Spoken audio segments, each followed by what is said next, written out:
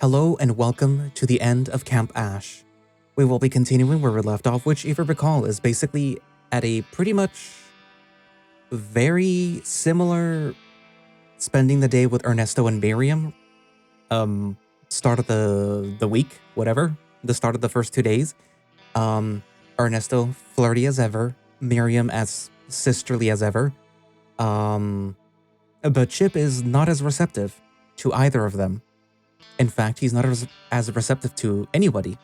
It wouldn't really matter who you decide to help out when you're supposed to, be helping them, like, do their tasks or whatever.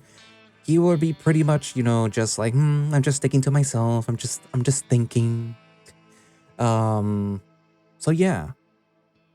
Like I said, the story is gonna be pretty much ramping up immediately as soon as, I get the video going. So expect a whole lot of fast reading. And a whole lot of chaos for these guys. Are they gonna survive?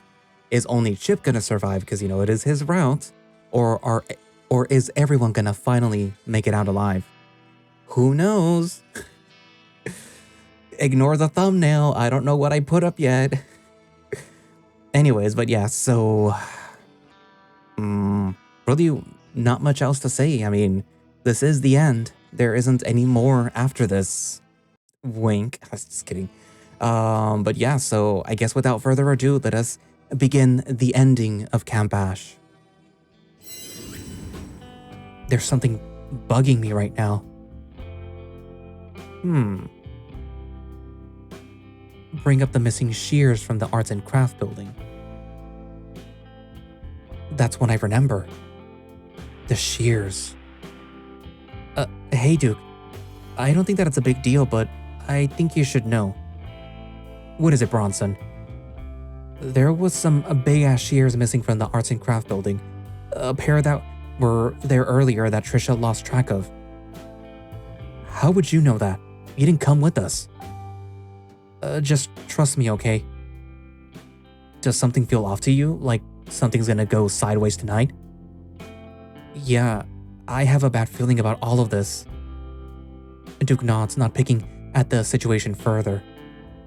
Miriam and Ernesto light the fire a second after I turn my head from the pair of girls. Let's get these weenies roasting. Did you get... Yes, we got the veggie weenies. Thank you. Miriam and Ernesto head off to grab the protein as Dale lumbers back from the cabin, joint in paw. Perfect timing. He takes a long toke, holding it in for a few seconds before exhaling. You guys want some? Everyone except for Duke and Trisha pass around the blunt. It makes it around the semicircle a few times before Miriam and Ernesto make it back. They take a few drags themselves as the food is set up. I lose track of time completely, the night growing colder as the fire keeps us huddled together. Duke is pacing back and forth. Hey man, is everything alright? I can't stop thinking about what you said earlier, that something isn't right. Have some booze or even some weed to calm down. I'm surprised that you haven't had any yet. You're usually the one who gets the most fucked up. I just think that someone should be paying attention is all. Well, I'm not gonna let you be a buzzkill. I leave the weasel heading to the ice chest for another beer. Who the fuck is that? Duke points to the director's cabin at a person walking up from the woods. They're dressed in a purple mechanic's jumper, a pair of shears grabbed in their paw like a knife. They're tall, taller than Ernesto, and as wide as Dale. We all jump to our feet, turning to look at the mysterious stranger. What the fuck is going on? Hey, you can't fucking be here, man. You gotta go. Chip, what's going on? Who is that? Is that Henry? He has a weapon. We need to get the fuck out of here. This is private property. You have to leave. Miriam doesn't have any conviction in her voice for once. Fuck this. We need to split, now. I grab Janice by her paw, tugging her along after me, desperate to get out of here. The person brandishes the shears in their paw, blades held high like a knife, ready to stab. We can't stay here. We have to go, everyone. Do I tell them that I know that the cars aren't going to work? Of course. We need to try something else. Both the cars aren't going to work. What are you talking about? Why won't they work? You just have to listen to me. I know what I'm talking about. Chip, you're crazy. Let's just get in the truck and leave. We can't. Your brakes are cut, and Duke, your battery is dead. We just drove her. There's no way. Maybe he did it. Maybe he fucked with everything. Maybe Chip here did it, if he knows what's going on. There's no time for this. Come on, everyone. Let's run into the woods. We can outpace him. What about the cars? If he fucked with them earlier, it's safer this way. Isn't there a fire coming? We can't do that. There is a forest fire coming. There is a downed power line just over the mountain. It's going to catch fire and this whole place is going to go up in smoke. How would you know that? It's true. It's why the power is gone. We can take the river down the hill. Come on. Even if that's true, the river ends here at the lake. Then we have to run up it. Wait for help. That's stupid. Let's just kill this motherfucker and wait here. There's no time. The fire is coming. He's almost here. The stranger is almost at us, all of us too busy arguing to notice him. Somebody go grab the gun and we can shoot him and deal with the fire after. Where's the key again? It's under the floor in the cabin. The key is under the floorboards at the base of the stairs. Thank you. Let's just shoot this son of a bitch and get a move on. We don't even know if he's dangerous. The stranger in the plastic mask brandishes their shears, slicing and cutting into the air in front of them. We can't get past them. To the back door. We can run and barricade the front. That's the stupidest. Adele grabs a weasel by his neck, running off the left. The person in the mask heads after them, keeping at a steady, walking pace. And we go this way. Ernesto runs off to the right, Trisha and Miriam behind him. The stranger turns back and forth a few times, deciding what group to chase after, until homing in on the rest of us, standing there. Let's fucking go, Chip. Janice grabs me, following after Dale and Duke. Trisha runs with Miriam and Ernesto to the other side. We're at the back in a few seconds, panting out of breath while Ernesto fumbles with the keys to the back door. Hurry up, hurry up, hurry up, hurry up! Got it. Ernesto unlocks the door just as the man in the mask turns the corner of the building, heading towards us at their constant pace. Get in! We run into the building, Ernesto in last, slamming the door shut and holding it close. Miriam and Duke are gathering chairs and tables from the kitchen, barricading the front door. The front! I take off, Dale behind me. I slam the door closed, locking it from the inside. Dale follows up with sliding the couch against the doors, holding it closed. Oh my god! The back door rattles violently as Ernesto holds the barricade closed. It should hold. The doorknob is ripped off and thrown to the side, the stranger reaching through the debris to stab at the air around the door frame. Push! Dale and Ernesto push a table into the door, holding it closed. The person in the mask shoves against it, the hinges dislocating a bit. Fuck, we need some more shit, come on! Tip the fridge! Trisha slides on the counter and pushes with her legs against the fridge next to the exit. Dale runs behind her, holding her back so that he can get more leverage. Janice, help me in the front, come on! Janice runs over to me and starts stacking furniture against the door. The gun! Get the gun!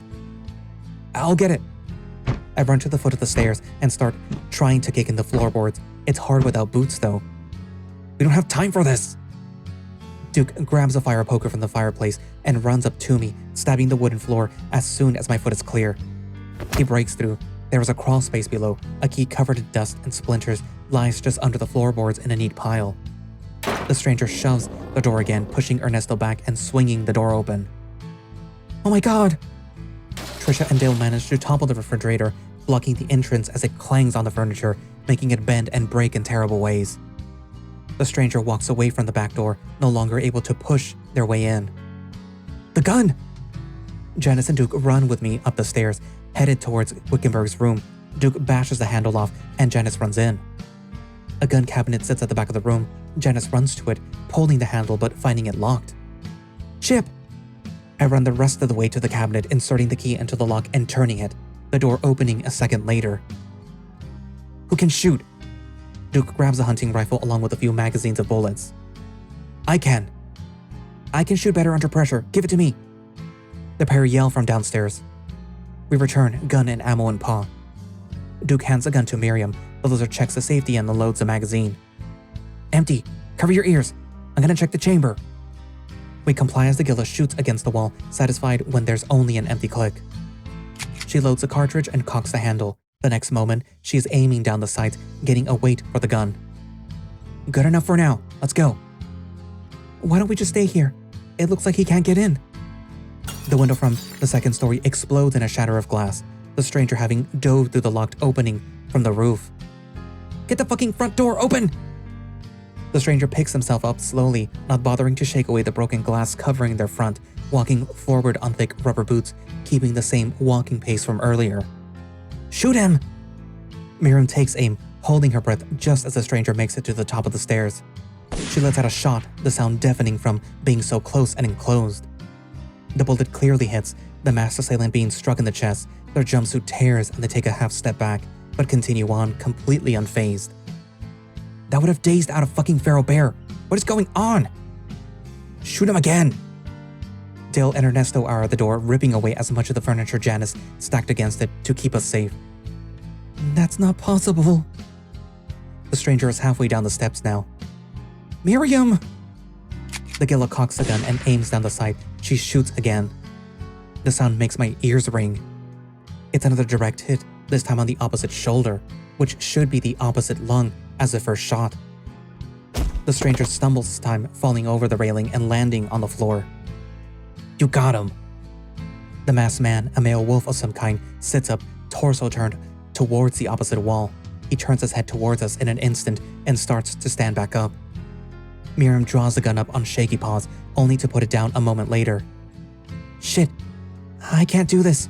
Ernesto, take it. She passes the rifle to the wolf, who slings it around his shoulder. I'm not wasting any more ammo on this guy. The door's open, come on. We scatter, running down the hill. Shit, do we grab supplies? There's something in the shed, right? Remind Ernesto about the rock in the shed. The rock, we need to get that weird rock. The pillar thing? How is that going to help us? It's just going to slow us down. I can't explain how, but I know that we need it. It can't be fucking serious. He was right about the key. We should listen to him. I'll carry it. It's not a problem. Ernesto grabs his keys again, getting his shed open in a few seconds. He disappears inside for a few moments, returning with a completely smooth, cylindrical stone in his paw. It's pretty big, about 2.5 feet long and pretty thick. Shit, you can't carry that thing the whole way. We'll take turns, come on. I hold Janice tighter, running away from the sheds with the group. We make it to the next level of the hill. The arts and craft building had something too. The robes. We have to stop here. This is starting to get ridiculous, Chip. Trisha, the keys. The sheep hands me her keys, and I get the door open in just a second. Should be right here. In one of the shelves behind layers of fabric and supplies, 2 bundles of grimy brown robes sit waiting for us to take. I run out of the building, back just a few seconds. Why the fuck are you holding a clan rally right now, Bronson? Just keep going. Chip, we need to go. There's something weird about the nurse's station. The nurse's fridge. We have to get in there. You're fucking crazy. There's nothing in there right now. That stuff isn't even kept over breaks. The power's been off for a while. We need to get it now before it goes bad. What's gonna go bad? Please, Duke. Just go with him and get it. Come on, Weasel. Fine. Babe, hurry up. I run with Duke to the door, the Weasel unlocking it with his keys. How are we gonna get in that room? It's locked. I pick up a chair from the office and rush towards the locker room, smashing it through the glass window. What the fuck, Bronson? I take off my outside shirt and wrap it around my arm. I pull it through the broken glass and unlock the door from the inside. Get what's wrapped in paper out of the fridge while I shake out the glass from my shirt. There's nothing in... Duke walks over to the fridge, taking something out that's wrapped in brown butcher paper. What the fuck? He unwraps it slowly, trembling with it in his paws. Oh my god! A heart sits in the paper, warm and beating, pumping air through itself. Duke puts the thing down and pukes onto the ground. I wrap it back up, dragging the weasel by his collar out the door. What is it, Chip? I have it wrapped again, carrying it under one of my arms. Don't ask.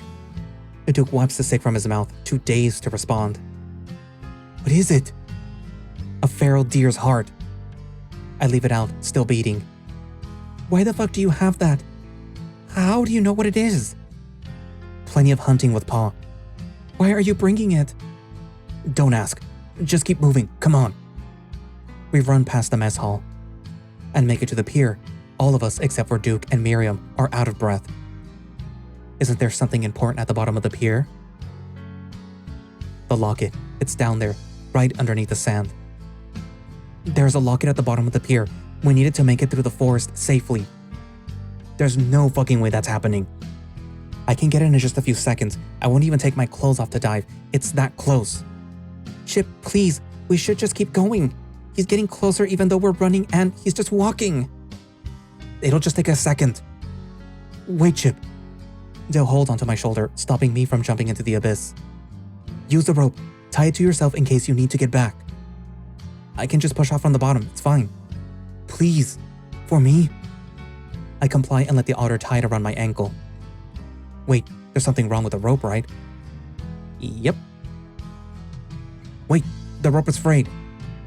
Dill runs his paw along the rope, finding the frayed part. It looks gnawed on by feral rats. Shit, this isn't safe.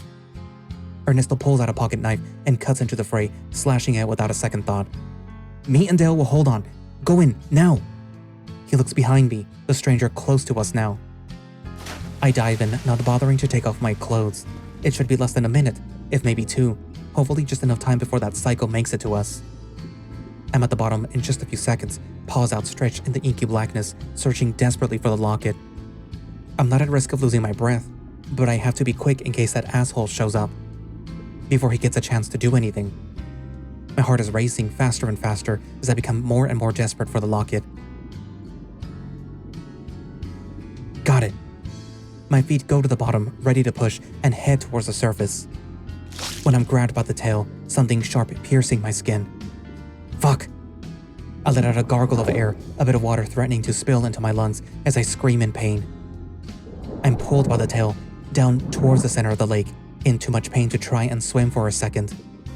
The rope pulls at my ankle, holding me taut. My body can't make sense of up or down, and I'm not close enough to the bottom to push off the top. I'm tugged by the rope, Dell and Ernesto pulling me to safety. My leg flails and kicks with my free foot, trying to get the stabbing pain out of my tail.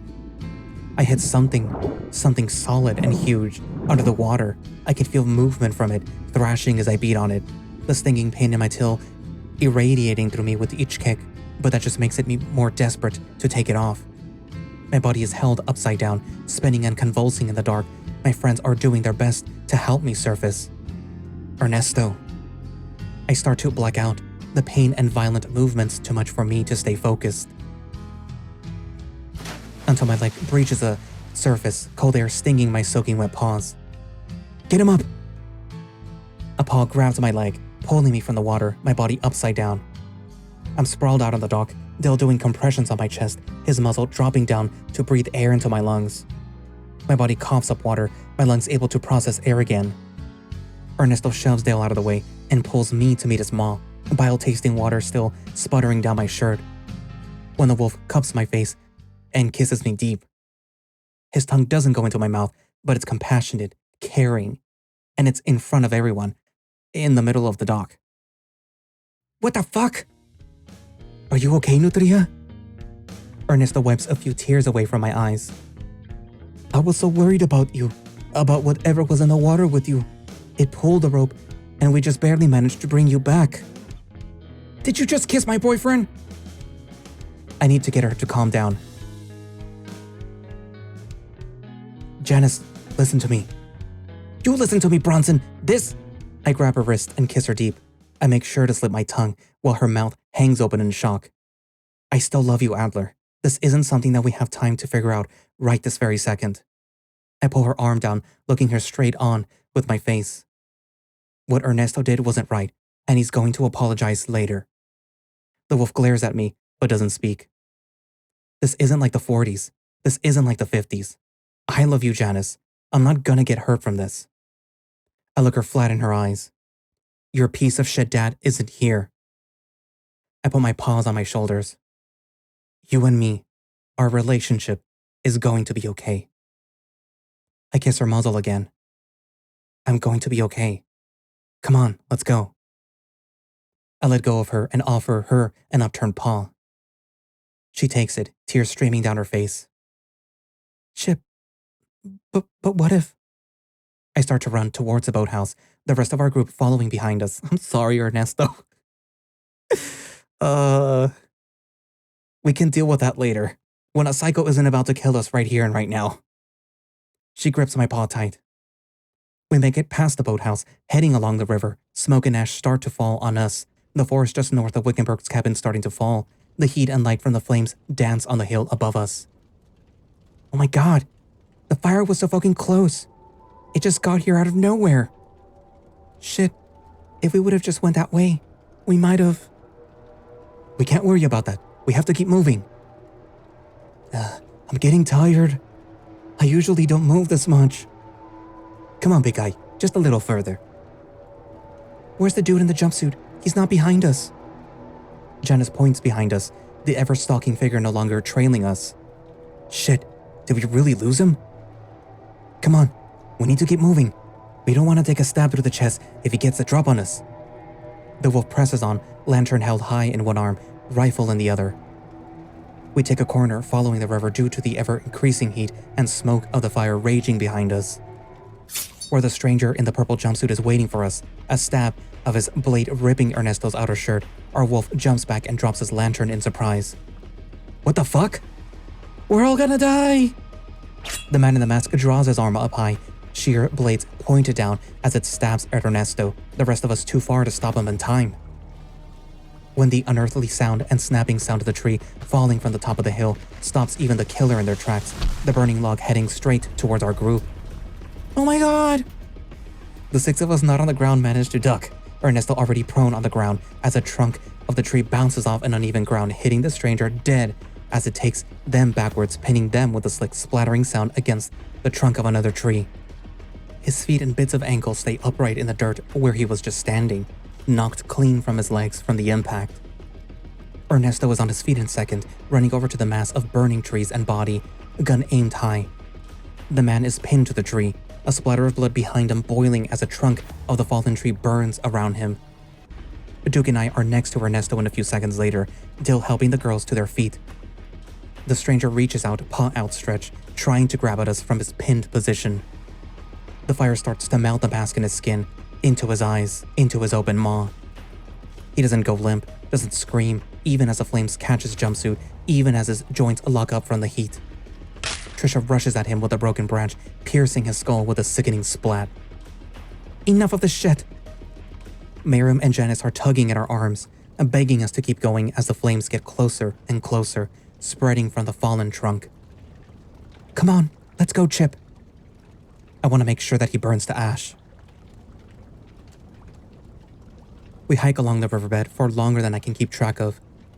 The fire is nearby, like it's following us, threatening to choke us with ash even if we can stay safe from the flames in the water. We dredge on, tired, cold, and covered in smoke. Just like when this all started. The only flashlight that we had left died a while ago, but the flames licking at our heels keep the night lit enough for us to keep going. Did anyone happen to grab any water? Didn't have the time. I feel like I'm gonna pass out. All the beer is making me dehydrated. Doesn't help that it makes you piss so often either. God, I still feel so dizzy from it. I guess this wasn't the best night for us to get shit-faced. Janice cups her elbows in her paws. Well, it wasn't so bad earlier. To think that it went to shit so fucking fast. It does kind of feel like a dream, you know? Like it's all some kind of sick joke. My blood runs cold. We just need to keep pushing on and get out of here. We're walking deeper into the forest, away from safety though. Well, we can't do anything else right now. The fire is right behind us, on both sides of the river. Dill and Chip can probably make it in the water, swim downstream far enough to get away from the ash. I'm not gonna leave Janice here, or any of you. I don't think that I'd be able to live with myself if I ran away like that. I think I'd rather die than abandon you guys here. Now might not be the best time to talk like that, Cooper. Why not? Because it might come down to... Janice stops me for a second, giving me a peck on the side of my muzzle. You won't leave me, right, babe? Of course not, Janice. I'd never do that to you. I'll be here for you. We'll get through this, okay? Okay. She tucks her head into my chest, a few sniffles escaping her muzzle. We're about halfway up the river, to where it meets a waterfall. What should we do after that? It's in a stone basin. It might be our best chance. Maybe stand under the falls, keep the smoke and the ash out, as well as any close flames. You can't survive that long under the cold water. I'm not gonna get the rest of you killed for a half-assed attempt to save me. Miriam. There is another sharp bend in the river ahead, a narrow rope bridge allowing us to cross over the bank. That shouldn't be here. Henry gave express orders not to make a rope bridge, that it's dangerous to wildlife. Well, someone surely didn't listen. Should we cross it? To the other side? The other side of the bridge isn't marked for public use. I don't know exactly what the trail is. It's an easy hike on this side, and the fire doesn't seem any closer to us on this side.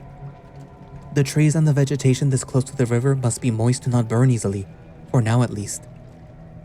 Should we look on the other side of the bridge? There's something in this forest, something that we can't ignore. There's something in the forest, something that we can't ignore. What's over there that's so important? Let's just listen to Chip.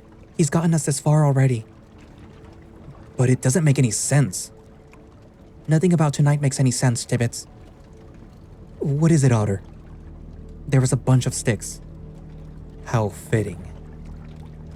That are tied together in the shape of a person staked into the ground, like a totem or something. It's evil and bad. We need to get rid of it. You know what to do. I think it's tied to the fires even, like they're related somehow. We need to go look into the forest in the dark for some kind of effigy? Yeah, I know it sounds stupid, but I know that it's there, calling to me. What do we do once we find it? Destroy it, smash it, hell, burn it even. We just need to get rid of it somehow. Stop it from being in the ground or letting anyone else put it back into the ground. What does it do? I don't know, just like everything else, but I know that it's there and we have to get rid of it. You and me will go. I'm the fastest on my feet and you're the only one who knows what it looks like. We need to take the robes. There might be people around it and it's the only way that we can get close enough. Of course the fucked up cultists are in the middle of the woods. The rest of us will stay here as long as we can. Be careful, Chip. Come back, okay? I will, Jan. Don't worry. Ernesto walks closer to me, Jan is eyeing him the whole time. Be safe, Chip, okay? I will be. Papito. Come on, you bundle of sticks. Let's get this show on the road. The two of us break the group, crossing the river using the rope bridge. I go cross first in case the whole thing collapses on us. But it's safe. Duke follows shortly after, and almost no time, we're away from the shoreline, the fire in the distance edging ever closer. The ash makes it hard to see far, but the fire in all directions keep the way lit. How do we know the fire didn't already burn it? I can feel it still, like a low, constant hum. We need to get your head checked out, Bronson. As soon as we're off this mountain, you're more than welcome to. Duke smirks, keeping pace as we wander through the forest some more. Any idea where it can be? They won't be able to wait forever for us. It has to be this direction. I think it's close enough where I can feel it now. God, that's creepy. The two of us walk for about another 20 minutes in silence. We clear a tree line overlooking a small hill. There is torches lit, surrounding a circle of people dressed in sickly brown robes. There's about 30 of them, all of them milling about and busying themselves with random tasks. Makeshift platforms and tarps litter the ground, like they just set up and aren't planning on staying. How could they, with the fire raging ever closer? The effigy sits in the center, spiked into the ground. Chains of vines and wood anchor it to the surrounding junk scaffolding like it needs to be trapped to the earth. Doesn't look like it's a clan. Over there, some of them are in black hoods. Duke points to the center of the group, 5 of the members wearing black robes, each wearing a wooden animal mask. It's too hard to tell what each of them are from here, but it feels wrong, like that bleached plastic mask from earlier. They're all standing around the effigy, looking out into the crowd. We have the robes with us. Remind Duke to wear the robes. Come on, let's put the robes on. The 2 of us return to the tree line wearing the robes that we took from the arts and craft building. There's a few wooded spots that we can sneak up on, near the circle. Lead the way. Duke and I sink through the woods, careful to stick to the ever-changing shadows. We make it down the hillside into the small clearing, watching the pattern of people milling about for a few more minutes. We find an opening and dart to the edge of their camp, hiding behind a large tree. This is it. You ready, Bronson? Yeah, it's now or never. We run out from the edge of the camp, doing our best to make it as deep as possible before trying to blend in. We're able to make it about a quarter of the way into the clearing before we have to walk. We separate, crisscrossing and mingling in with a gathering of people. There's all kinds of different species here, from all over the globe. It's not some kind of clan meeting, at least not one that makes sense for the region. Whoever they are, they're not here burning crosses. It doesn't make me feel any better though. If anything, it's harder to blend in if someone saw me or Duke. I lose track of him in the dark, so many bodies walking about, almost as if it's a trance dancing around the effigy. It was so loud now, it's buzzing, practically cutting out my hearing. I keep pushing forward, getting closer, moving in that wiggling, sing-song way the others are. No one looks at me for long. The glimpses of faces that I get all look unrecognizable to me, at the very least. Most people aren't making eye contact though, and I try to do the same. I make it to the edge of the inner circle, no one else lingering or walking close to the 5 inner members. I can tell from here that none of their masks match their species. I can spot Duke from across the clearing. He's the only one lingering like me. If I can notice it so soon, the one standing guard in the center probably can too. Duke needs to know. I have to let him know somehow. The weasel looks at me, holding eye contact under our hoods from the space away. He grabs the bottom of his robes, making him stand out even more. I try to shake my head no, tell him not to do it. His smirk is as clear as day. Through the dark, through the ash, he wants to go long. And I'm gonna be the one who's going to have to make the play. The 5 in the center point at the weasel, now talking amongst themselves and getting each other's attention. All of it away from me. Hey, faggots! Duke throws off his robes, yelling into the night. Fuck you and your gay-ass cult shit! It happens almost in an instant. The entire crowd, the guards in the center, turn to him and start rushing him. They pull out blades and saws and spears fashioned from dead wood. People grab the torches littered about and head towards him. Everyone is looking at the weasel, who's turned around and started sprinting as fast as I've ever seen him into the woods, away from the river. Duke. I take the chance he gave me, rushing towards the center, towards the effigy, moving with the masses, not making myself obvious. I make it to the center, stopping for a few seconds as I let the few of the stragglers pass me by in their craze. My paws grab onto the idol as I try to pull it from the ground. It's cold in my paws, almost freezing. When I make contact with it, the buzzing stops like it's been severed, and the presence in my head starts to lessen, start to flutter away, untethered. The otter tries to no avail to pull the idol up from the ground. He's frustrated, worried that the precious few seconds his friend bought him isn't enough, a price the weasel may have paid for with his life. The kid tries a different approach and starts ripping and tearing into the idol. He bites and claws away at it, ripping out its guts and sinew. A blast of energy releases, causes me to lift further away, like whatever is anchoring it to the ground is repelling me. But he keeps at it, keeps ripping its arms up and away. It's barely a fraction of its former self, no longer held together with its dark power. I don't think even I'm cruel enough to let the kid know what it's made of when he's done. He kicks the stake, holding it to the earth, no longer trying to tug. It cracks and creaks, bending in half as the idol finally falls to the ground. Its poisoning of the earth stopped. He stomps on it a few times, the lack of any presence telling him that it isn't over yet. A few of the stragglers return now, unable to keep up with the weasel. They notice the otter and call for their brother, and most of them start to return, their entire purpose for being here, for being in the way of a raging forest fire now no longer mattering. The kid smashes the dark center of the effigy finally, its power crumbling and decaying, blowing away in the wind like ash and rust. My feet find the gooey center and the humming returns, not from the forest or the mountain again, but from within my head. It's time to go, kid. I look up, seeing a crowd of cultists rushing towards me, most of them returned. I ditch the ropes, their small frame only makes it harder to run. My feet are a blur under me, stumpy legs not gaining much distance even as I push myself as hard as I can. They're gaining on me, and I'm already starting to slow down. The river. That's it. If I can make it there, I can lose them, even make it back to the others without being caught. I'll go down from where we were and swim back up. It's the best way that I can lose them. Maybe they won't cross the bridge trying to go up either. My feet maneuver on the forest floor as best as they can, taking me on a sharp turn towards the downhill section of the river. I can feel my lungs start to give out, my legs start to cramp. This motion and amount of exertion, not their strong suit. I probably should have stayed in football. The sound of the water hit my ears just as the heat starts to become unbearable, the river still rushing as the fire rages around me. They're thinning out, but still on me, still almost at my back. They have their cruel weapons at the ready to skewer and gut me. There is a ledge in front of me leading to the river, the forest floor lit by the burning trees just above my head, even the moisture of the river no longer stopping the flames. I have to jump without stopping. There is no other way.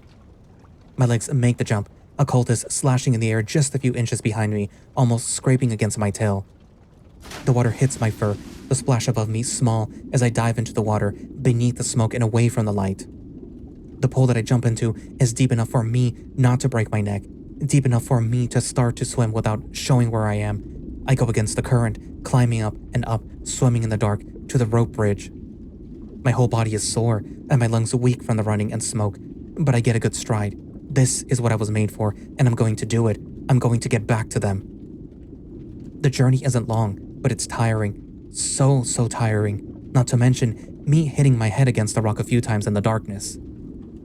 But my paw eventually feels rope in the water, and I surface for more than a breath, looking around frantically. Chip! Janice is at the edge of the water, tears running down her face, ruining her makeup. Oh my god, you're alive! I swim to the shore, panting. Dale and Ernesto pull me up with little effort, and I collapse onto the embankment. The group surround me, blocking my vision for more than a few feet. Everyone but Duke. Where's Duke? Miriam stands to the side, the weasel resting against the rock. Made it back about 5 minutes ago. He's as out of breath as me. Glad to see you made it, rudderbutt. The two of us laugh, the rest of the group talking amongst themselves. Did you get it?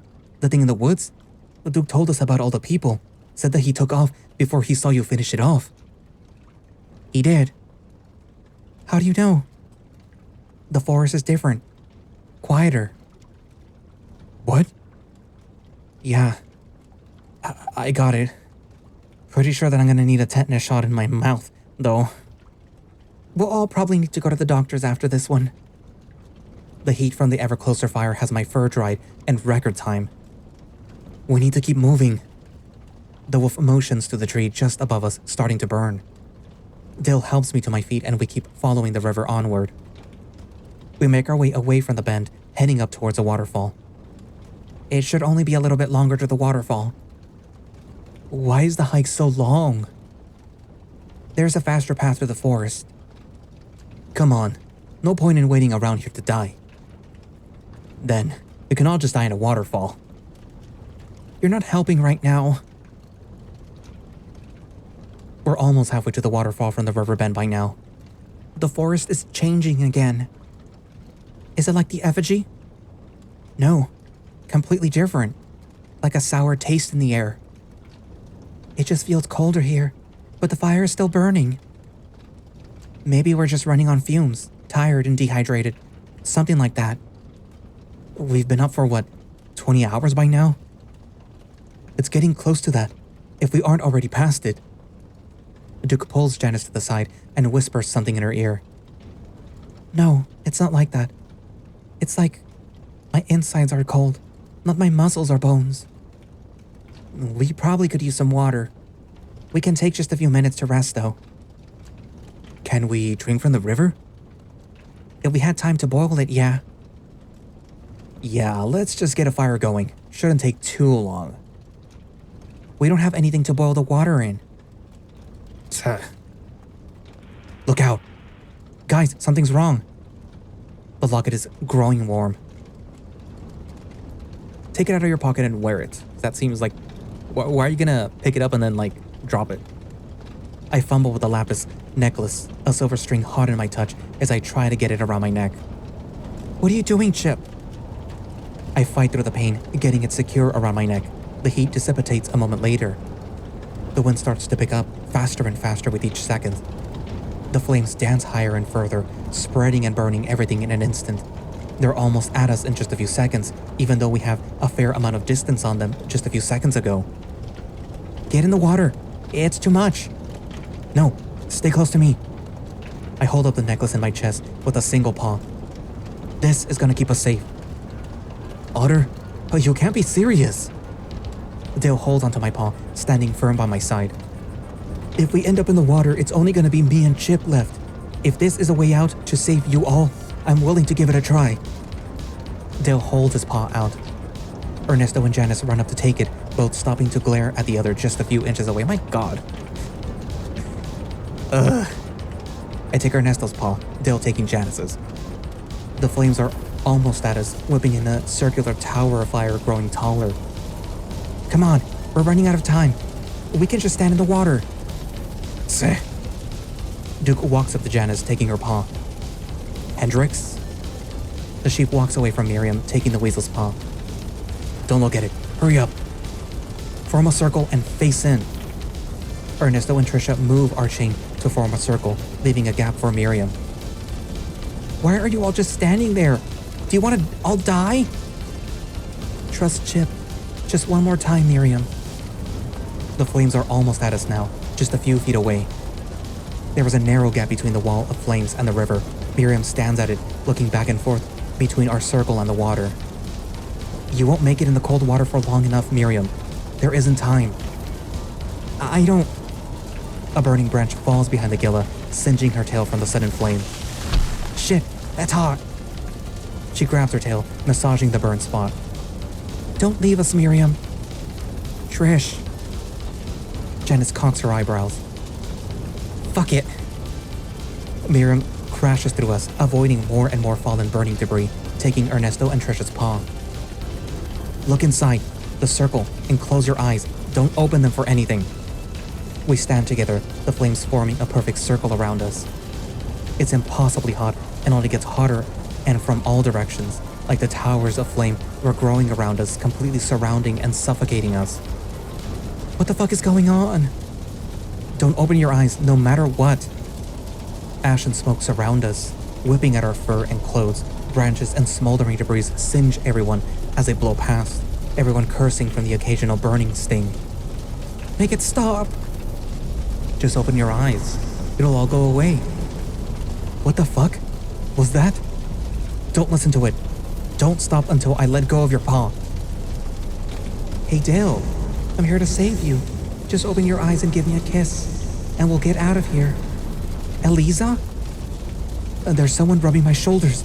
I can feel it. I can feel paws all over me. Rachel, it's not what it looks like. He made me do it. God, it's happening. They followed me here. Both those fucking voices. Chip, it's him. Just keep your eyes closed. Don't stop until you feel me let go. What's wrong with everyone? Who's there? I can't hear anything. Oh my God, get your fucking paws off of me, you fucking creeps. Trish? He's dragging me down. He's trying to take us to hell with him. Bronson. Eliza, please. This isn't what I want. Quita tus malditas manos de mí, cabrón. There's a whisper at my ear. You're suffering, and you know that. Just open your eyes and it can all end. No, I won't do it. Chip, help me. Help me. It's so fucking hot. I'm sorry. It's not my fault. Just open your eyes. There's a deep and raspy voice in my ear next. Just give in, kid. You know you want to feel it. A raspy and dry tongue licks at my ear. It sends a shiver down my spine and a tent directly in my shorts. I can show you a real good time when you didn't even know you wanted till right now. Stop. Please. Si le haces daño, te mato. Let yourself go. Just for a second. If it's just a second. That's not me, kid. Don't listen to it. Just a little bit longer. The voice in my ear is higher pitched, even more muffled and gravelly. Then rot in hell, you cock-sucking faggot. The flames increase in intensity one last time, singeing and burning our backs as the wind becomes near deafening. Ah! It's so hot, Chip. I can't do this anymore.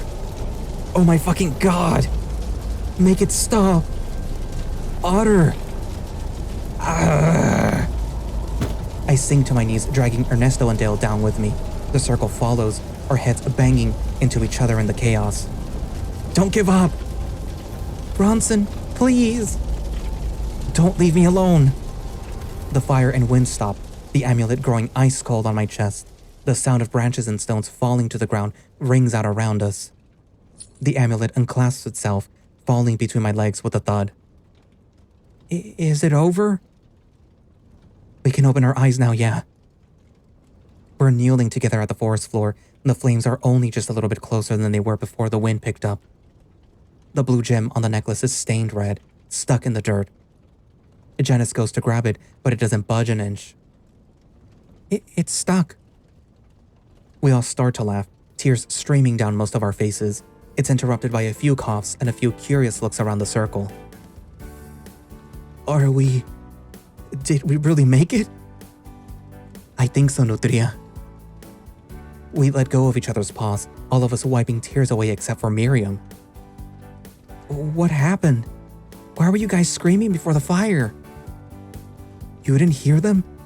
All of the voices? I only heard all of you. No one else.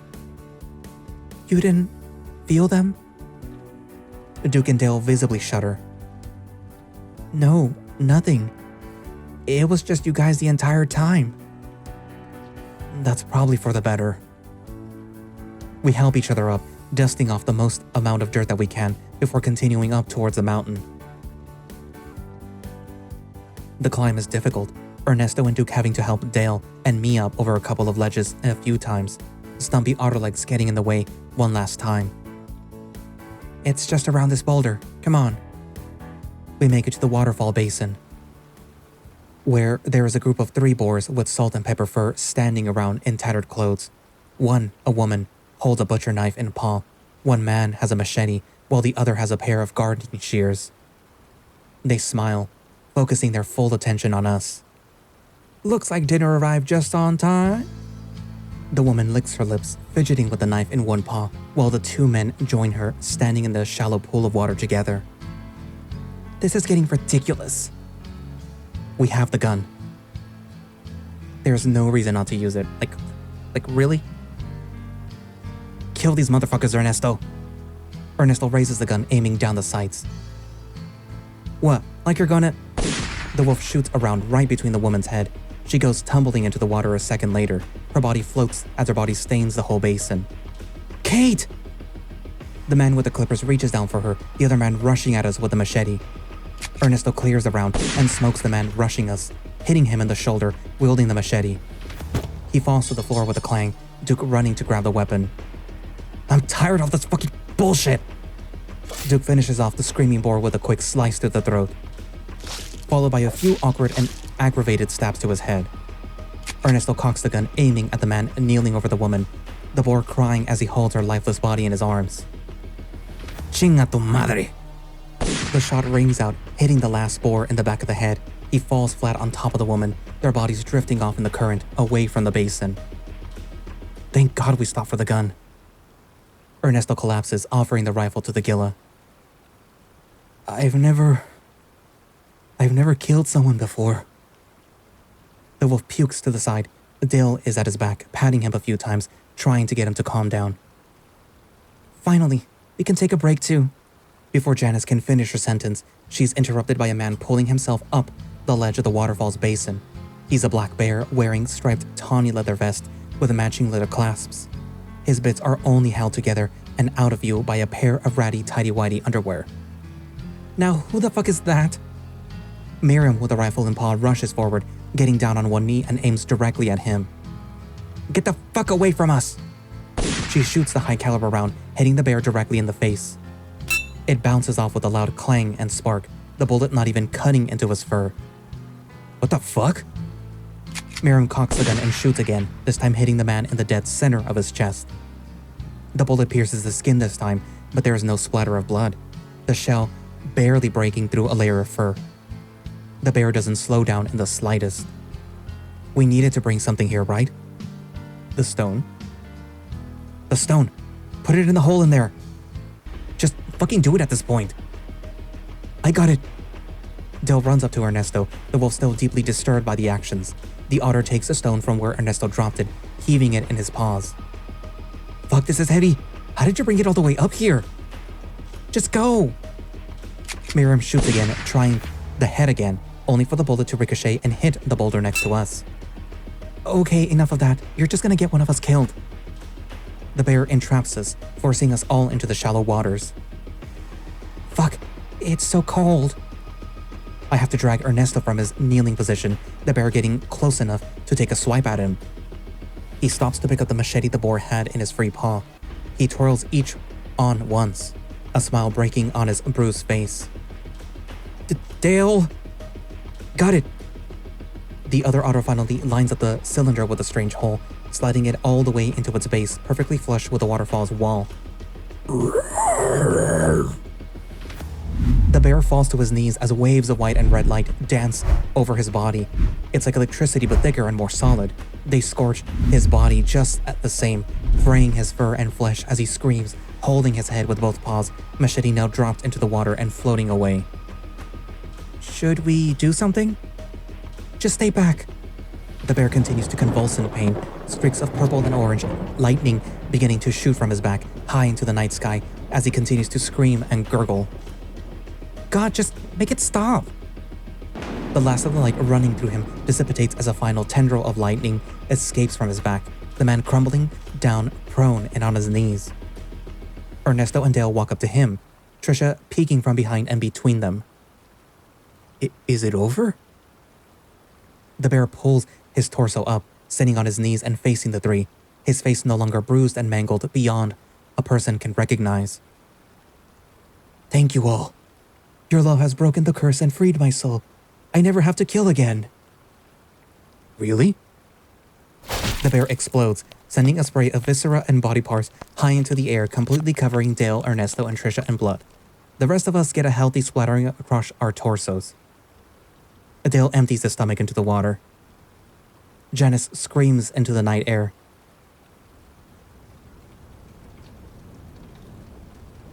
We managed to wash most of the blood and guts off of ourselves with the water. Miriam was afraid about getting too cold with it, but the fire has continued to creep up, dancing around the stone basin. She still has to stop every now and then to dry, the rest of us taking turns rinsing out our clothes and washing our fur. It's a somber affair, taking the whole process step by step. This whole day is practically unending, a marathon of shit stuck to us. And we can't do anything else by washing away the smudges in the river.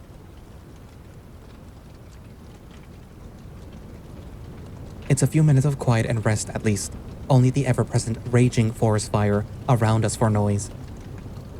The smoke's starting to get thick. This one place is practically on fire. It's getting hard to breathe. The waterfall isn't big enough to stand under, like I thought either. I'm sorry. We wouldn't have made it this far without coming up here though, more. Even with all the bullshit waiting for us. It'd only be Chip and Dale left on the lake if we didn't follow the river. You've kept us together this long. Thank you for that, Miriam. What do we do now? I was hoping if the fire was really this bad, that we'd be getting airdrops from helicopters by now. But even with the full range of fire, I haven't heard or seen a plane come by. If help isn't coming, what should we do? Wet some shirts and use them to breathe and see through. It'll hopefully keep some of the ash and smoke out, but it isn't going to keep everything away. She picks out a few scales. Probably stand in the pool too, in case the fire gets too close. You won't. Miriam raises a paw up to Trisha. If it comes to it, don't throw your life away just for me. Should we tear our clothes up so that there's more fabric, or... Duke, Ernesto, and I already have our shirts off, now in the process of dunking them in the lake water. I can use my handkerchief. I don't want to take my shirt off. You can use my outer one. I hand her my green bowler shirt. Dale sighs. Hand me your pocket knife, Ernie. Ernesto hands him the knife as the otter takes off his shirt, cutting it into 2 halves. Why are you calling him Ernie? He covers his muzzle with one and gives the other to Miriam. Thank you. Do we just sit and wait to die? I think that this is one more thing that we have. The still beating deer heart in the butcher's paper. No, we can make our own way out. I take the still heart from my pocket, the organ still beating in its paper, through everything that we've been through everything that I've been through. Oh God, you still have that thing? Is it fucking beating still? Yeah. I say it as I unwrap the heart, placing it in the basin of the waterfall. That's not possible. Has anything today been possible? No one responds. Ernesto, hand me your pocket knife. The wolf fishes around in his pocket, handing me the knife after a few seconds. What are you doing, babe? Getting us out of here. I bring the knife high up in one paw and make a deep cut down into the deer's heart. The earth starts to shake, the waterfall starts to sputter, and the wind blows faster and faster. An ear-piercing deep bellow emanates from the earth, a shock wave of energy erupting from the waterfall's basin, pouring over all of us and visibly shaking trees and fires along the mountainside. The heart sinks into the water, sinks through the rocks at the bottom of the clear pool and melts below into the earth. The stones in the basin begin to vibrate, the water rippling with energy. What have you done, Chip? This is how we get out, how we get home. The rocks spin and spin in the basin, glowing brighter and bluer as they go. The floor of the pool forms a vortex, emptying the basin of water and taking more than the waterfall can produce. We go together. I hold out both of my left and right paws, the swirling vortex below us screaming into the distance. Dale takes my paw, Janice the other. Eventually we end up paw in paw again, standing beside the vortex in a semicircle. All the shit we did tonight, and somehow there's still something more intense. We don't have a choice anymore. Do you think that it will hurt? It could be worse than dying. We won't know until we try. Are you sure about this, Chip? Are you sure you got everything? We got the effigy. There's nothing left.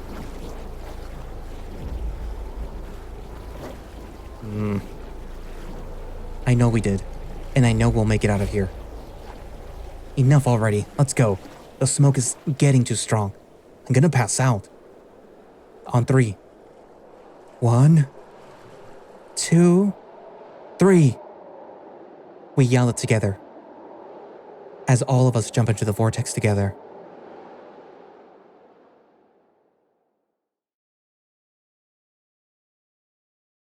I don't let go of Janice and Dale, even when I can't see them anymore. When I can't feel them in my paw, I don't let go. When my arms and legs start to morph and stretch into strings as my fur starts to melt off my body, I don't ever believe that I'm alone. As my atoms are blinked out of existence and my very consciousness is flayed upon the rocks, every single thing that makes me, is pulled apart and sent to the bottom of eternity. I know my friends are with me every step of the way.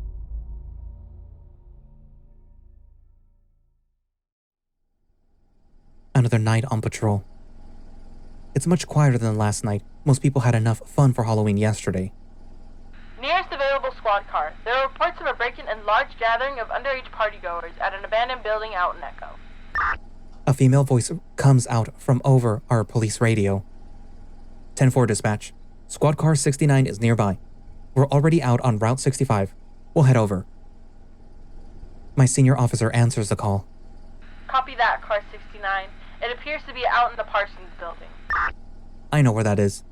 Should just be down here. We can be there in less than 10 minutes. My voice has an odd draw to it, but it isn't fully southern. Not like his. On our way, dispatch. Squad car 69, en route. Roger that. Ready for some action, rookie? You sound too eager to be busting some kids, sir. It shouldn't be too bad. They'll probably just run off when we pull up with the sirens on.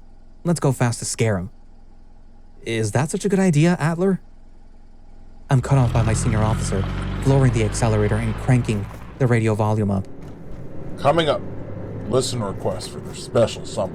You're listening to KFCA 91.5 Phoenix.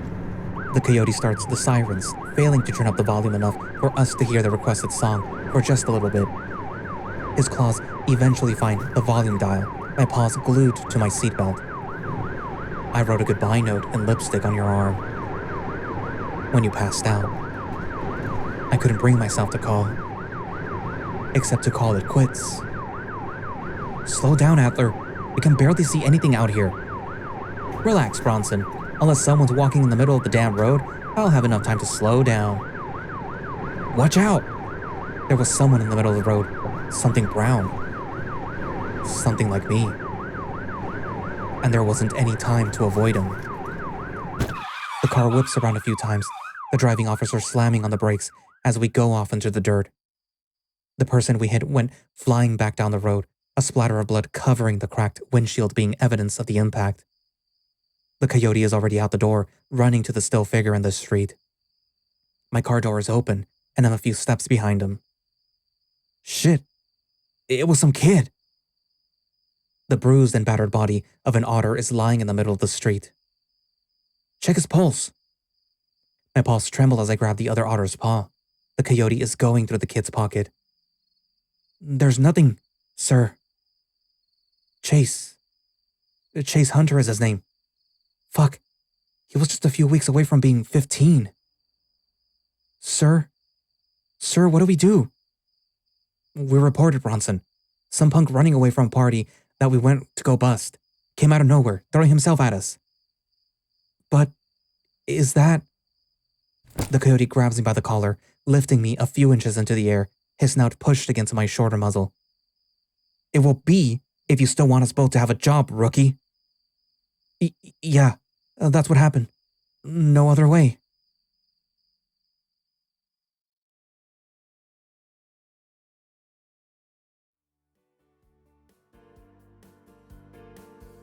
All my friends are crying out to meet you.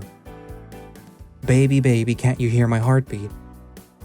Now's the time to go and see the preacher. Baby, baby, can't you hear my heartbeat? Janice and I sit down, having just finished grooving to the hottest hit of the summer. The beach blanket below us is fully intact and totally sand-free. The rest of the group continues to stand about, only a few of them sitting around us as well. Oh boy, Chip, today's just been swell. You said it, Jan. I can't believe we had another great day here at this beach.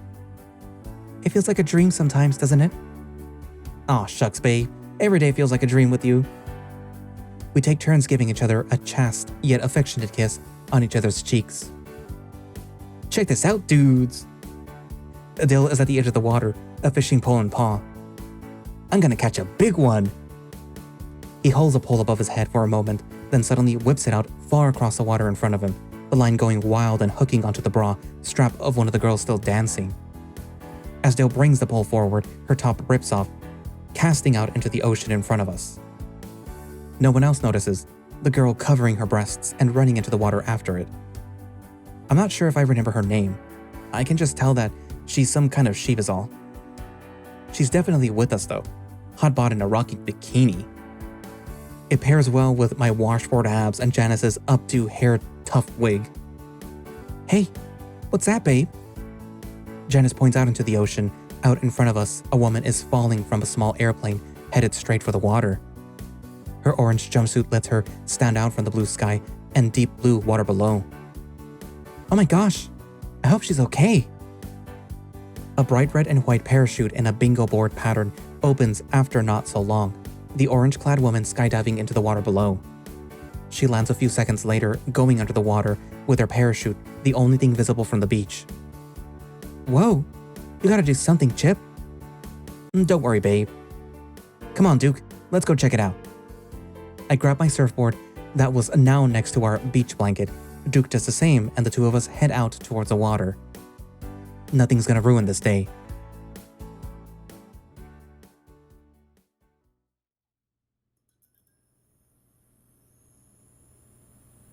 My eyes blink open, the buzzing sound of the fluorescent lighting anchoring my mind to the realm of the physical existence again. And everything about that night fades away, like a memory from a forgotten dream.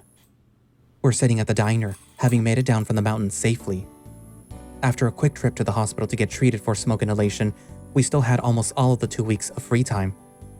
And with the insurance payout, we actually ended up being paid more than double, especially after going through all of that bullshit.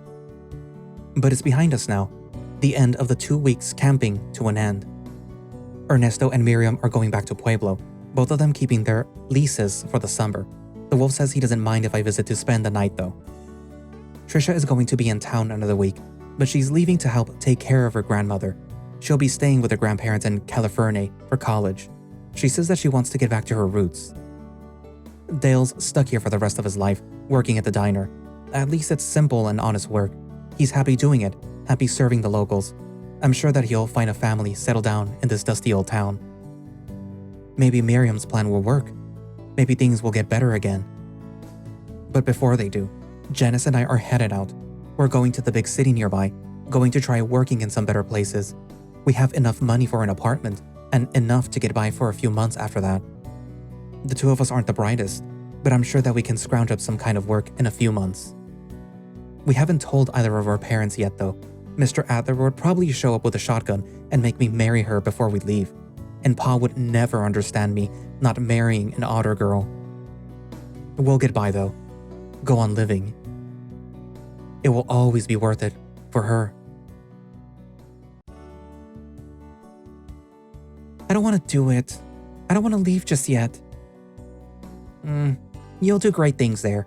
You'll fit in more with the kids from the coast, I'm sure. It's not that. I want to spend the rest of my time with you guys. We're leaving tomorrow, Oveja. I'm sure you can see us again. It's not fair. You're going back to San Salvador after you graduate. Probably, but not until I finish my master's program. That's 2 full years till then. We'll see each other again, I'm sure. There's basically the whole summer left, and we're already splitting up though. It was all unexpected. Next time we get a break, we can hang out. But I want the summer to be special. Next summer, Trish. We'll plan something grand and big, okay? Are you and Jan ever gonna be able to get off work to make it? We can sure try. Ugh, this isn't fair. Part of growing up, it's harder to see each other when no one's in school. Or when they go all the way to the coast. It's only about a 5-hour drive. I could probably do that in a weekend. Save your gas and make new friends out there. Even if the money doesn't matter, your time will. But I'm having so much fun spending time with all of you. Just because we're apart doesn't mean that we won't be friends. But I'll never have friends as good as you guys again. That's not a happy thing to say. The circumstances were pretty crazy. Hell, if you're lucky, you can survive another family of crazed, incestuous mountain people and bond over the shared experience. No one responds. What? Is it too soon to make jokes about it? No, not about all of us almost dying. That happened. Right? Everyone nods, but no one seemed to be confident. It was the cannibals, remember? There weren't any... It was clear as day. Remember they strung up the nurse and everything? Tore out her guts in front of everyone? I thought you were the nurse, Duke. Yeah, that's what I remember. I remember the nurse never made it up there. But either way, there weren't any cannibals. There weren't any cannibals? Then what the fuck almost killed us? It was that guy, the killer. The only thing that I remember is being on some beach listening to hippie music and dancing all day and night. What? Yeah, he chased after us. Thank God Henry saved us by running him over. That's not what happened. There was no killer. Yeah, then some chick fell into the ocean and we went out to get her. Like the old movie that we saw when we were kids? Those chicks sure were hot in those bikinis and dance numbers. The guy in the Captain Amicus mask, remember? He had the whole purple jumpsuit and everything. He was wearing old clothes and had the machete. The wolf didn't have a machete. A wolf? It was a black bear. The guy was a shit brick house alone, and our bullets just bounced off of him. We never got into the gun cabinet. We probably could have saved the nurse if we did. A guy with weapons? Wasn't it some bog witch out in the sticks? A bog witch? Yeah, she kinda looked like Lady Gaga, if she was a bog witch. Don't you guys remember the thing in the lake? What the fuck are any of y'all talking about? He drowned you. He got Henry first, tore him from his car and took him there, in front of everyone. You're all fucking crazy. It was just a fire. We hid out by the waterfall, standing under a wall of water to block out the smoke. How the fuck would any of us forget a fire? How would we forget a group of cannibals? They argue amongst themselves, never bothering to ask me. They're shouting, screaming obscenities and causing a scene. There's no one else in this diner though. No one is brave enough to step inside, the endless night stretching into the horizon, preventing their access. Why don't we remember the same thing? Why did so many different things happen? We can't even keep track of it all. It's all so different each time. Even the little details go away. How were there two guys with knives and swords? Was it just some kind of joke the whole time? Y'all are just fucking crazy. None of this is possible. Aside from the cannibals, of course. There was just weirdos out there living in nowhere. Look at us. At least they don't live in the middle of the desert. A force rattles at the door, a static different from the normal one. It pulls and grasps, but lets go after a while. Guys, what happened after we got off the mountain? What happened those almost 2 weeks? Well, what did we do? I can't remember. That's stupid. Of course we... Shit. They don't notice anything else wrong. They don't notice the purple skyline fading into an abyss. They don't notice the impossible angles, how nothing lines up. The smoke and the ash making up their whole reality. You notice it though, don't you? You see through it, right? How all of it was a setup? It was a sick joke the whole time. One you were aware of. The one you signed up for. One you can't escape from. Is that really how you wanted to end it? They whisper my name under their breath. I've won. I pulled them together, found them, stitched them through time and space. Not that the space part was hard. Trivial, really, to set them on this course. Plucking them out of their own time, though, was something else. A whole decade of difference sometimes, and no one noticed or cared. You probably didn't even notice something was wrong on that end. It was one of the times that it was spelled out even. Like, it was part of the joke. I can't give up. You lost. You're mine. Taken into my realm. I'm going to feast on them now. You lost your chance. by playing with them through your infinite resets and redos. It's funny, seeing it all laid out, how they were shaped over and over again. Until you found the worst way to make them tick, how making them do the worst thing over and over again was the best way to feed yourself. You're just like me, the misery, the joy, all the emotions, seeing it written down, spelled out, read out loud. It sustains you. Hell, it sustains all of us. You don't know me. You're probably not the original, not the one or two who set this up, or the one who took over. You're not the one who set it up like that, to make the repeating and the misery the point. A smokescreen, really, to justify the medium itself. That was my favorite trick. Make yourself part of the story. Make it one of us. But you're not that one. Almost certainly not. It would be pretty crazy if I could set it up to change if you were. So, we can dine here, in their trauma, in the way it stains us. It touches everything. Is that the point? How our past catches up to us, shapes us, makes us deal with it? I think so. But you don't have to say. It's up to each one of us anyways.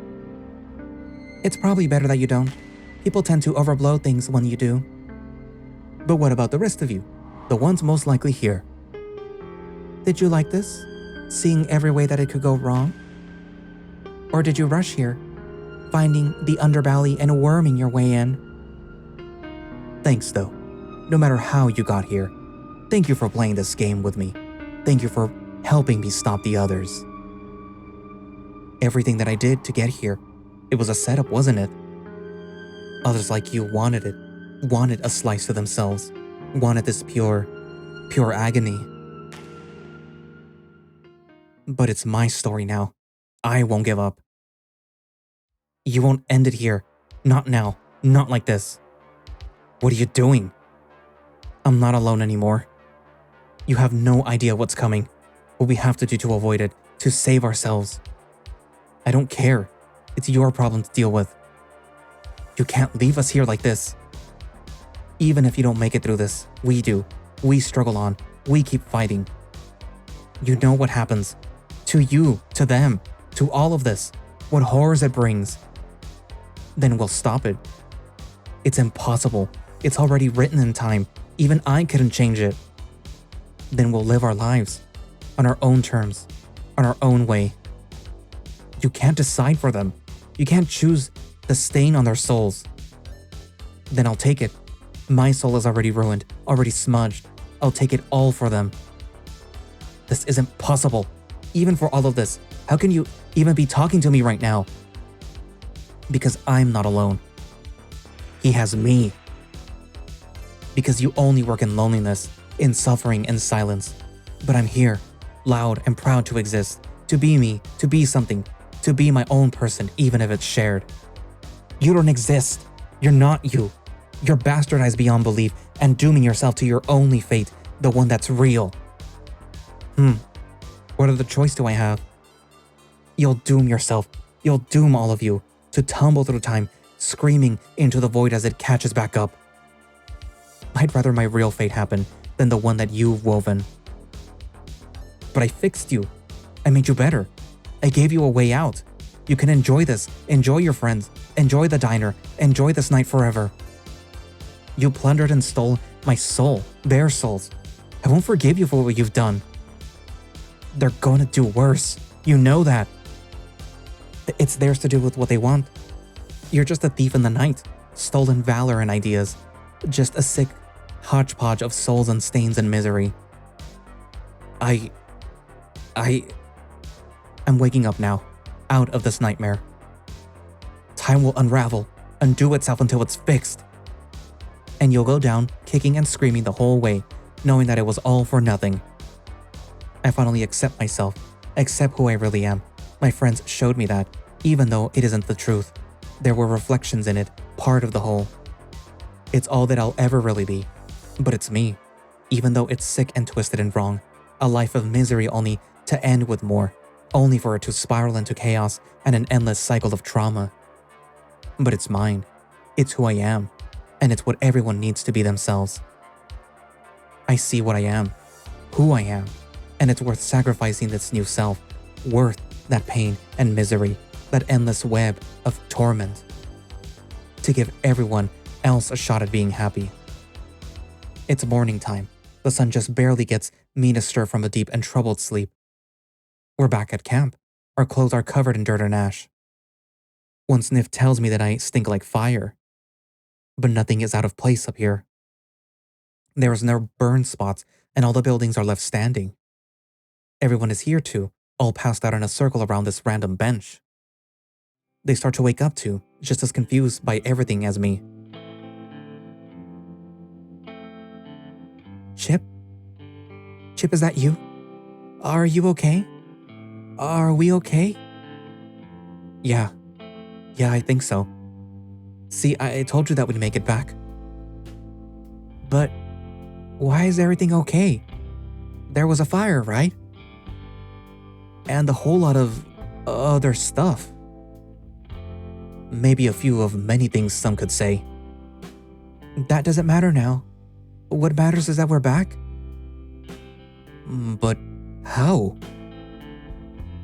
Does anything make sense still? No. The sirens of the police and ambulance ring out in the background.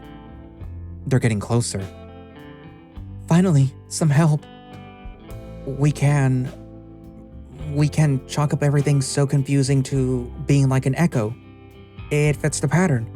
Hallucinations, shared ones like that. This is nothing like Echo though.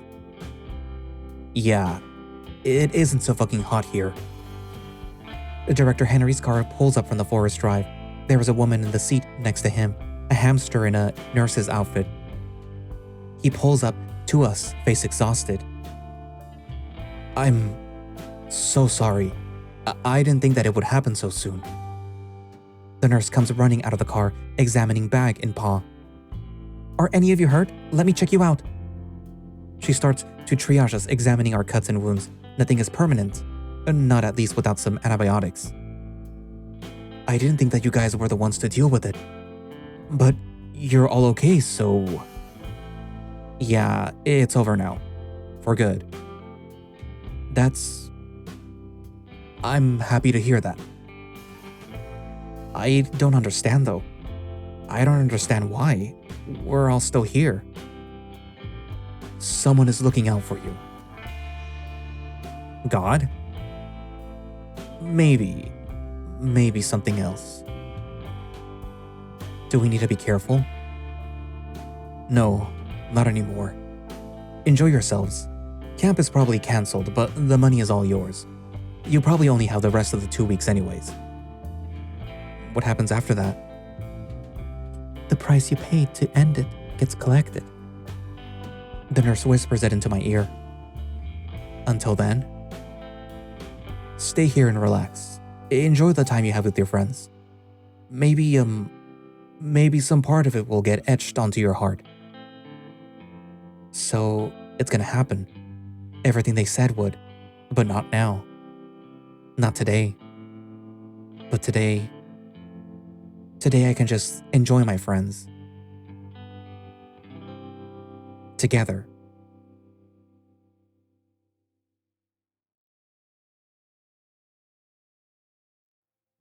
And that is the end of Camp Ash. I was wondering what was going on once they jumped into the thing and then all of a sudden they ran over Chase. And then they were at the beach and I was like, wait, what?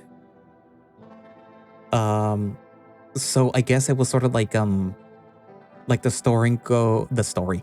story going full meta and saying hey, so I saved all these characters by putting them here in this infinite diner. But nothing gets to happen to them. And I get to play with them all I want. But, Chip was like, yeah, no, And he's like, yeah, no, we're getting out of here. And the game was like, no. If you do, you guys get to die. Well, Well, yeah, actually, I mean, this is spoilers for Echo Echo, okay? The real story, Echo. Miriam dies, gets burned, gets skewered, kind of. Chip is killed by his, well, it's never really explicitly said if he's killed by or if it's accidental, like firing. But I go with accidental firing from the gun that he was holding that was pointed directly at him. That Sydney was trying to take away from him, and eventually fires and. So Chip dies, and then the echo of Sam goes over to Sydney, and then from Sydney it goes over to Chase. And Janice is killed. She goes crazy and kills Dale. She turns him into food, basically. She butchers him, and during, I believe it's Leo's route, you run into the diner when you're running away from Duke and Brian, and like she's in the back. She's a little crazy, and I think you can, as Leo and Chase, run into the back to try to get away from Duke and Brian, and then you find like, oh, there is somebody that's been butchered. And considering the fact that Dale basically gets stuck here at the diner, since I guess it belongs to him at that point, it's him. And in Echo, we do know that Dale is still there. At the beginning of the story, so like, yeah. Ernesto is fine, more or less. He eventually gets married, and he has, I think, 3 kids. He has Leo's older brother, and I think they have a sister. I don't remember. I think he does have 2 siblings. So Ernesto gets married. Oh, it's nice how it changes to this instead. Trisha is also fine, thankfully. She ends up marrying, who goes on to become Mr. Hendricks, I guess. Even though, like, I don't know how that would be possible because, I mean, her name is Trisha Hendricks. So if she marries somebody, she's gonna have to take the name, unless she says like, well, I'm not gonna take my husband's name because, my name has weight. It carries weight with it or whatever. But I don't know why Karl would also still have his mom's last name. I guess again, because it's like, yeah, the name carries weight, so we're gonna go with that. And well, Duke, Duke survives, makes it all the way up to Arches, and he's still alive way past Arches.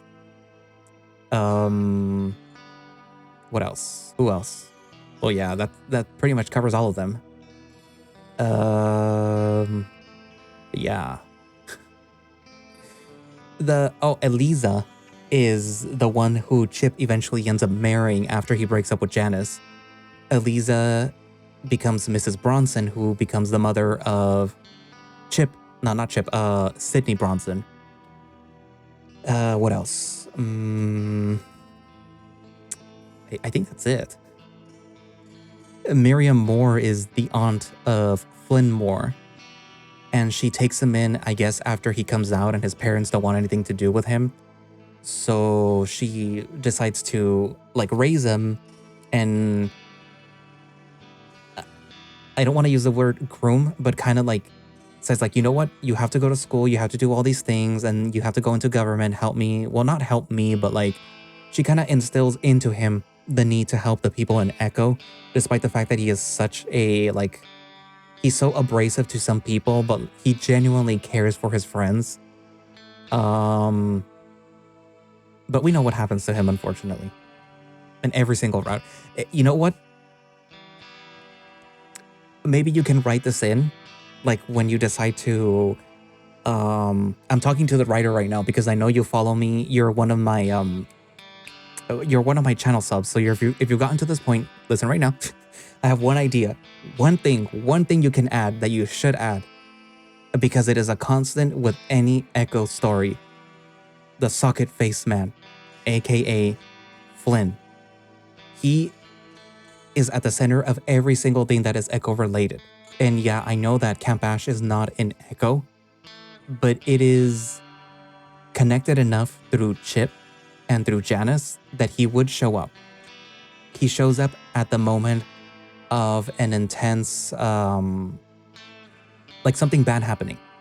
So at the very least, he could show up in maybe like the bad end, like the bad endings, like witnessing the people dying, and him, like Chip, maybe making a comment of seeing a big red monster with a socket-faced, face. And the reason why I say you could write him in here is because he is present through all of time and space. He, I think, originally showed up in the smoke room. I don't remember if they wrote him out or not, but I believe he was in the William route, where it is said that one of the people that were starting to see things in his route said that they saw a tall, lanky, kind of like burnt figure that was just like sort of staring, I think. And it's like, oh, it's Flynn. Because he's forced to witness all these bad things just because he could not accept that he could not know what happened to Sidney Bronson. And even though he became the socket face monster in order to, I guess, as like punishment for not letting it go, and as a price for witnessing what happens to Sidney, he becomes this monster, but he has to witness every single bad thing that will ever and has ever happened to the people in Echo. And I mean, you have 1, 2, 3, 4, 5, 6. You have 6 characters here that live in Echo that have, at one point or another, something bad happen to them. Ernesto's just fine.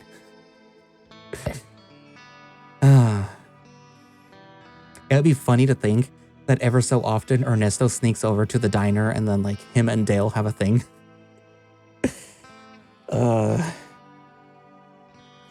Anyways. So this was a fun story to read. A fun fan story. I really, really liked it. I really liked how creative. I really liked that there was a lot of different things going on for each of their routes, that it wasn't sort of like we're going through the same thing over and over and over and over and over and over again. It's like, yeah, it's going to start the same, but it's going to end differently. And I really like that.